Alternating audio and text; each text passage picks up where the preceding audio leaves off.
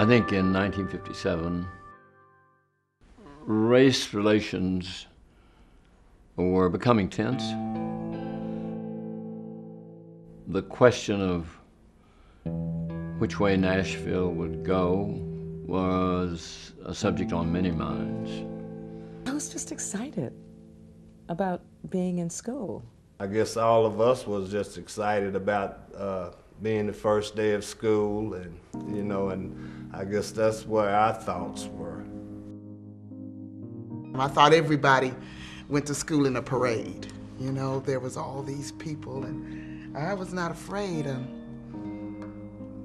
I had my Big Daddy's hand to walk with, and I was proud and happy and excited to go, despite what was going on around, because there were people.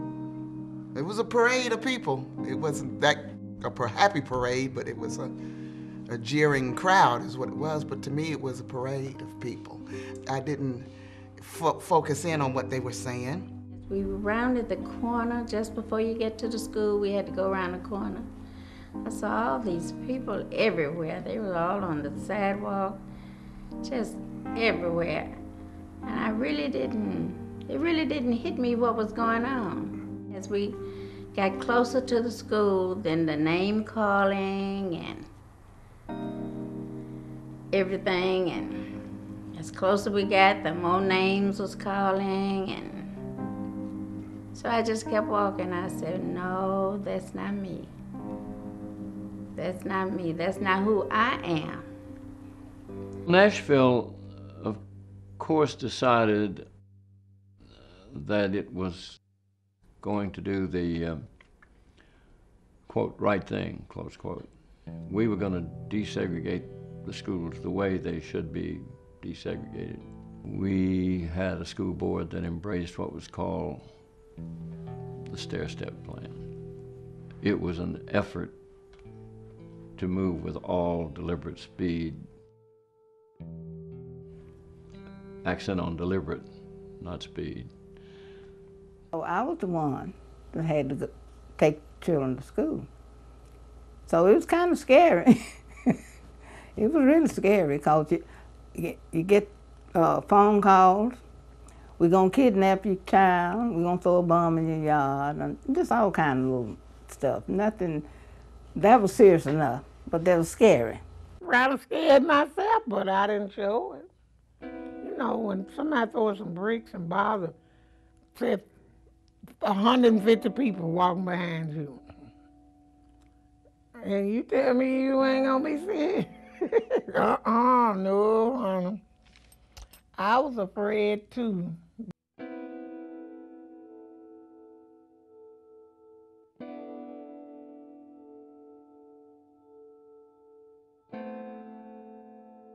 Just beneath the surface, there was the reality that there was volatility and that the possibility of an eruption of violence would damage the city.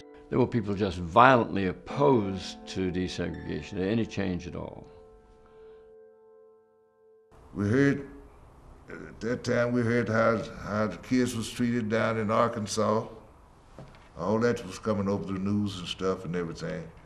And you wonder what would happen then, especially with little kids.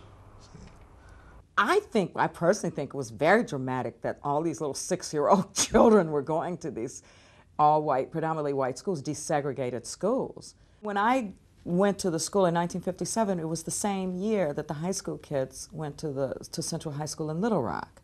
I think if you look at Nashville and Little Rock, you also should look at Tennessee and Arkansas. Governor Frank Clement had sent an early message. We're going to use the National Guard if we have to make sure that the court's order, as difficult as it is for Southern State to follow, we're going to do that. In Arkansas, you've got Orville Fulgus, a governor who says, hell no, I'm calling out the National Guard. Believe it or not, I'm calling out the National Guard to stop the children from coming in.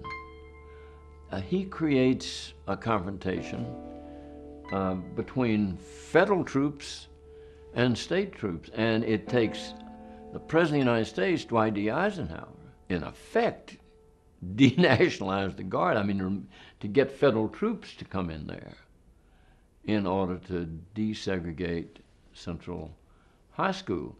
I sort of knew I was doing something important because of the way people treated me, and because it was such a thing made out of it, and I knew this was more than just my first day of school. I didn't really know exactly what it was. I didn't think that they taught the black kids like they did as much as they did the white kids. And I was determined that he was going to learn as much as they learned, because I felt like that they couldn't teach them without teaching him. A lot of times they didn't have everything that the white kids had in their school, and maybe that would provide them for better materials and better books and all that. So I said, well, maybe that will even the balance, and they'll have the same education and it would go forward. The first day of school, my father brought me to school. He brought me to school. I was like a block away from school, and I remember it was neighborhood school. But I know in Nashville at that time, it was really the closest school.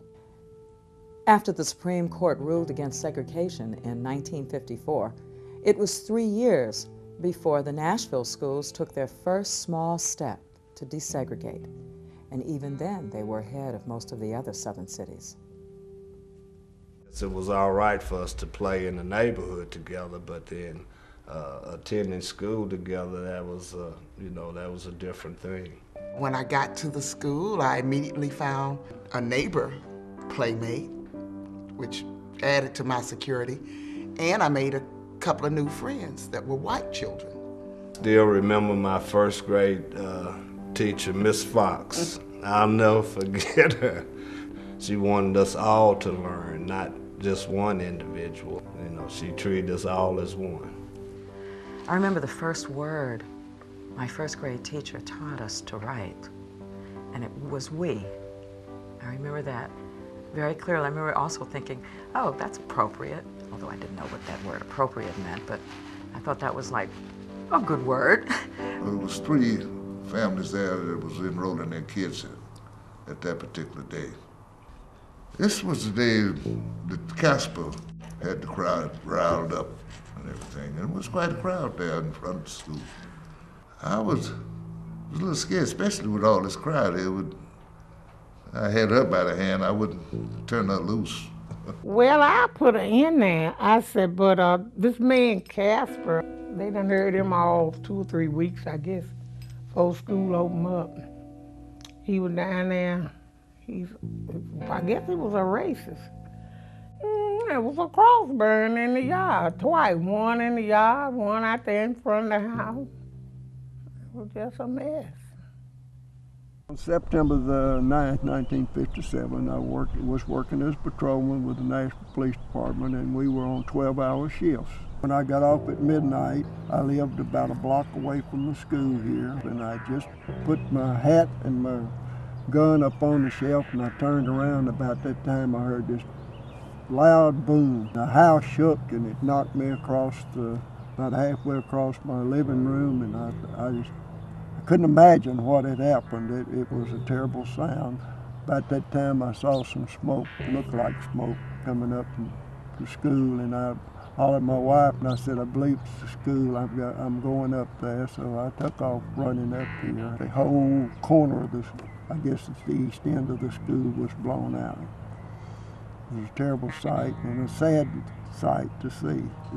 I think somebody would do that to a school. The minute I heard that the school had been blown off its foundation, I went out there. A large crowd had gathered. The lights from the fire department were on the building. The frame, as I recall it, had been lifted off the foundation. Of course, it was chaos to a point because we hadn't been through anything like this in this city, and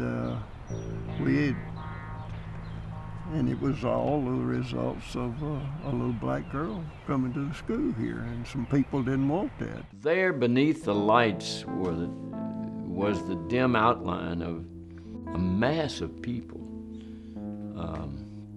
some just neighbors who lived across from the school. But many others, the parents and the children of Hattie Cotton, all white. One black child, a little girl as I recall, had enrolled that day.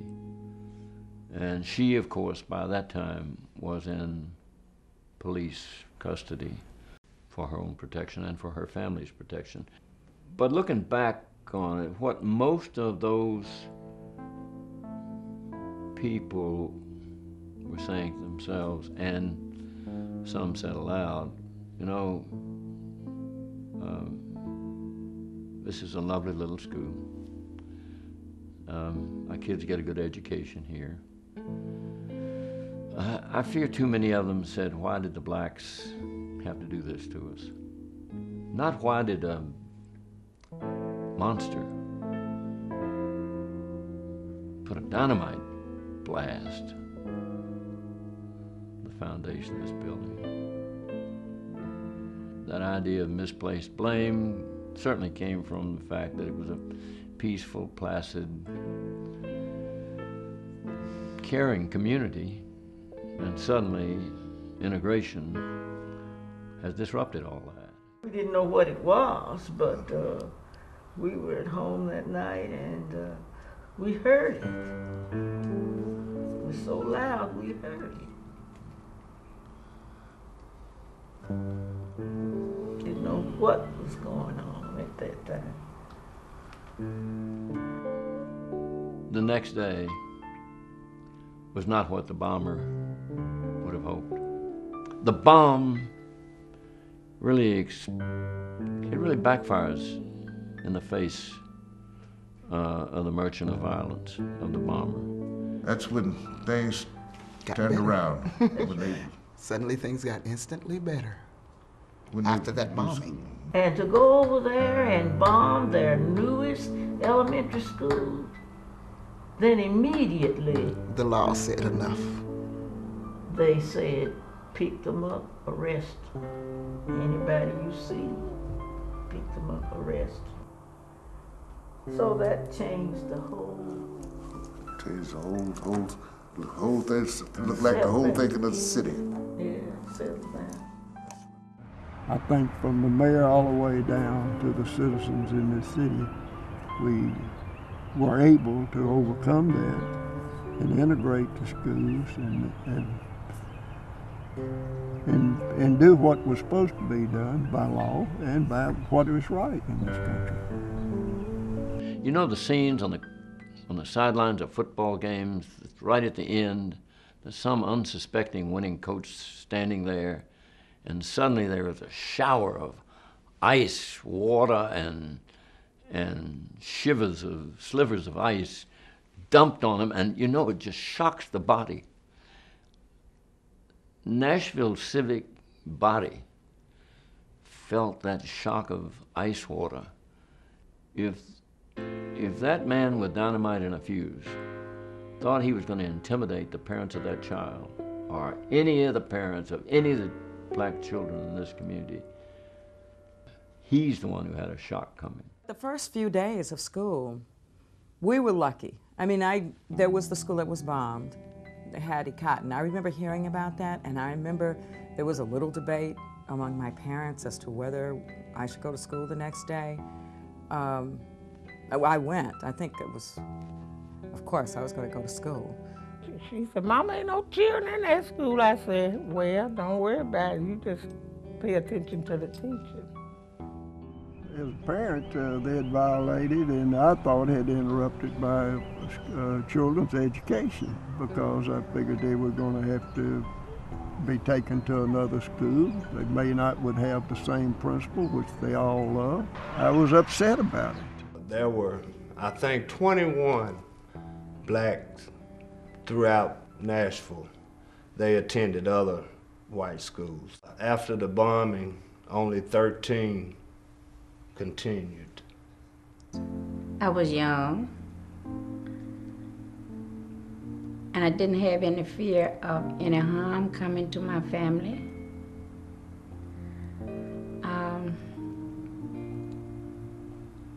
I had a lot of church support from my church members. And I just had faith in God, and it just I just really didn't have no fear of harm coming to us as far as that was concerned. Nashville, Tennessee has got a record of going through a lot of unrest in this country for different certain things. And it's probably the only major city in the United States that never had lost any lives or been very little personal property. The parents were admirable because they took the children and their precious children through the jeering crowds. They didn't consider us able to learn.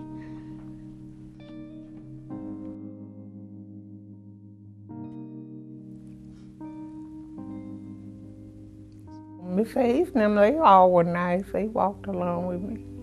Wouldn't say nothing. They tell me somebody said something, I wouldn't say nothing. And one or two times I really wanted to, but she said, don't say nothing. That was her being intelligent. It was awful. You don't never know until you experience something like that. People with knives and bricks and rock. You had experience to really know, you know, be there to see it, because it was a mess. But I lived through it, thank you, Jesus. I hope to live to get 72 more years. What I learned from integrating schools was being with people who were different. And the difference is sometimes not that great. I always believe that everybody has the same wants, the same needs, regardless of what you look like, or where your family came from. America would have torn itself apart, I believe, eventually, with trying to keep things separate and on an equal. The nation would not have been able to stand, you know, it would not have stood, because it takes a whole lot of energy to hate.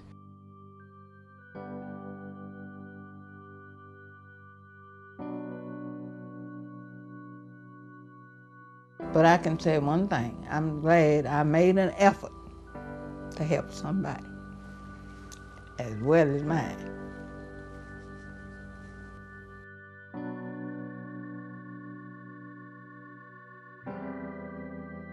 The courage of black people, challenged, emerges even stronger than it was the day those brave parents decided, I'm going to put my child in the school closest to our home. And I know there's going to be resistance and opposition, and it might be dangerous, but I'm going to do it, you know?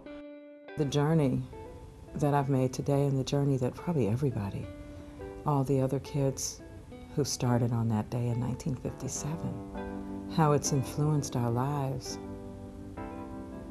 I think it's a significant thing.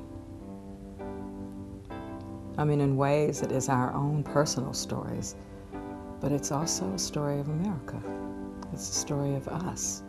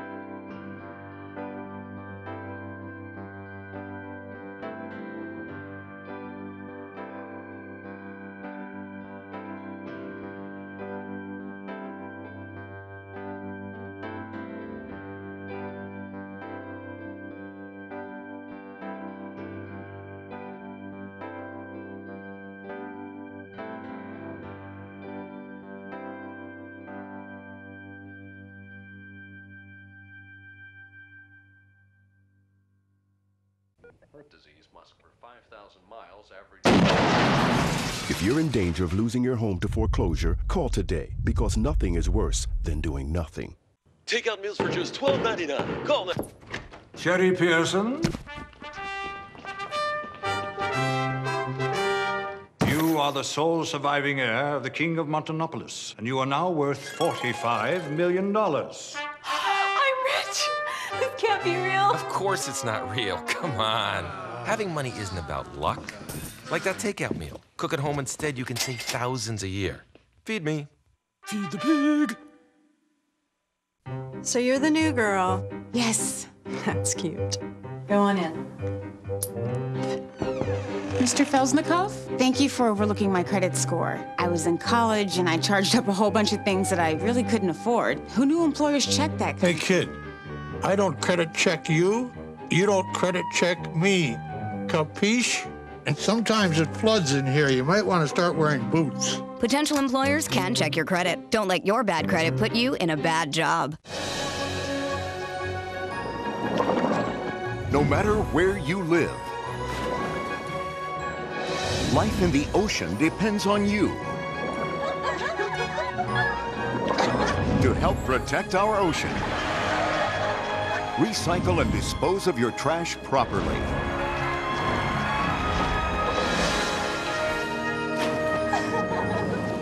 To learn what you can do, go to keepoceansclean.org.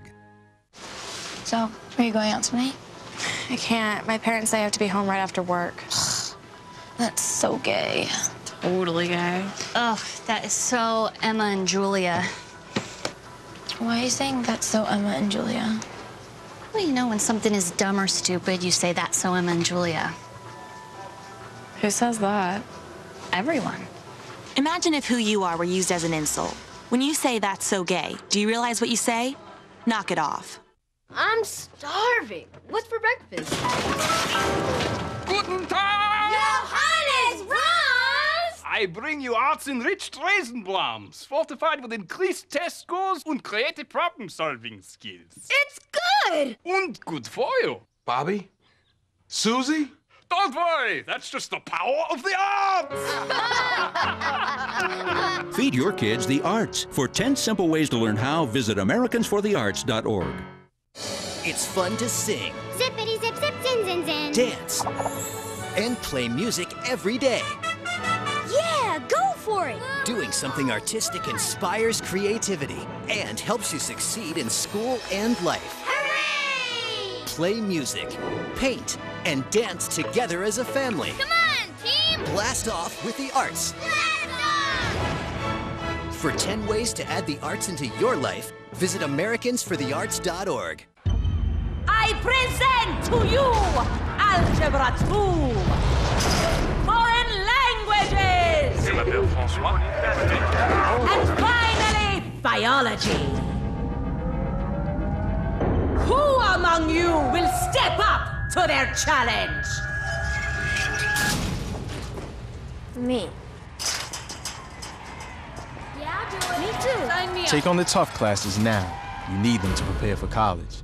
So, April. Yeah? You know your charger's still using energy when it's plugged into the wall, right? Yeah, but that's not my charger. I don't even have a cell phone.